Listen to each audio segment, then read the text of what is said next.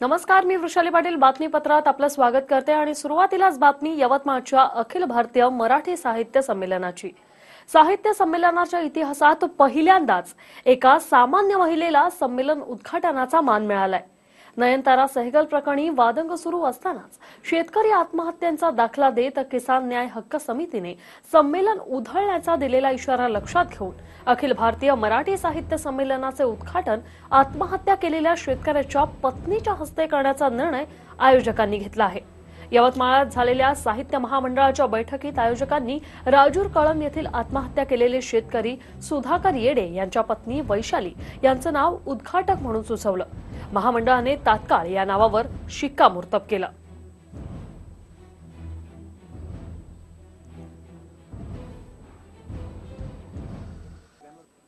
92व्या अखिल भारतीय साहित्य संमेलनाला वैशालीताई येडे यांची निवड झालेली। खरं तर ही ऐतिहासिक निवड म्हणावं लागेल, कारण पहिल्यांदाच शेतकऱ्याच्या एका पत्नीला, आत्महत्याग्रस्त शेतकऱ्याच्या पत्नीला हा मान मिळालेला आहे। सगळ्यात पहिल्यांदा आपल्यासोबत वैशालीताई आहेत। मला म्हणजे हे पण नव्हती का मला एवढी मोठी संधी येणार म्हणून। जेव्हा समजा गावातले लोकांले फोन आले, आत्ताच माहित पडलं मला 2 मिनिटाच्या आधी, आणि मी तशीच घराकडे आले। जवळपास आता सुधाकर येडेंना जाऊन किती वर्ष झाली, कसा हा सगळा प्रवास आहे, कसा हा संघर्ष होता, आणि या संघर्षानंतर कुठेतरी आज ही सगळी गोष्ट होते, काय वाटतं एकंदरीत या सगळ्या आठवणी कशा सांगाल? आठवणी म्हणजे सांगणं शक्य नाही, कारण काय एवढं काही बरसलेलं आहे माझ्यावर। मी खूप याच्यातून दिवस काढलेले आहे, त्याच्यामुळं आता जर जुन्या आठवणी काढल्या तर ते म्हणजे थोडं वेगळं होईल ना।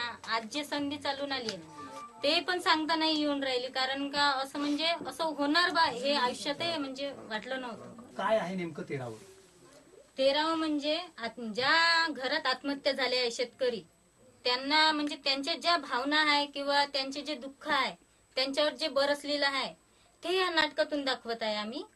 आणि तसे प्रयोग झाले आहे, त्याचे लेखक आहे श्याम पेटकर, दिग्दर्शक आहे हर्षी थापे, आणि ॲग्रो थिएटर मध्ये आमची 2-3 महिन्याच्या आधी प्रॅक्टिस झाली आहे।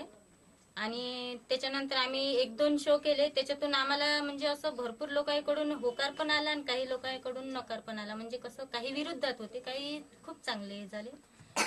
आणि आता जे म्हणजे सांगायचं आहे तर जेव्हा तुम्ही हे 13व नाटक पाहाल तेव्हा तुमच्या लक्षात येऊन जाईल का आम्ही कसे दिवस काढले आणि कसं जगलो।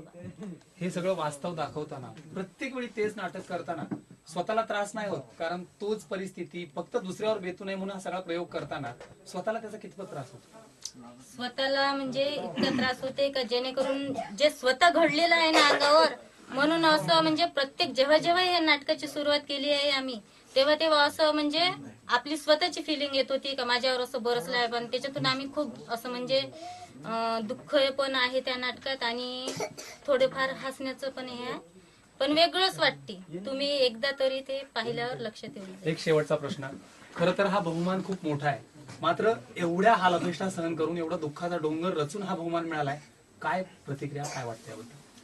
प्रतिक्रिया म्हणजे आता मला सांगता नाही येत आहे का मला कसं वाटतंय, कारण का खूप मोठी संधी चालून आली आहे। राहुल मराठी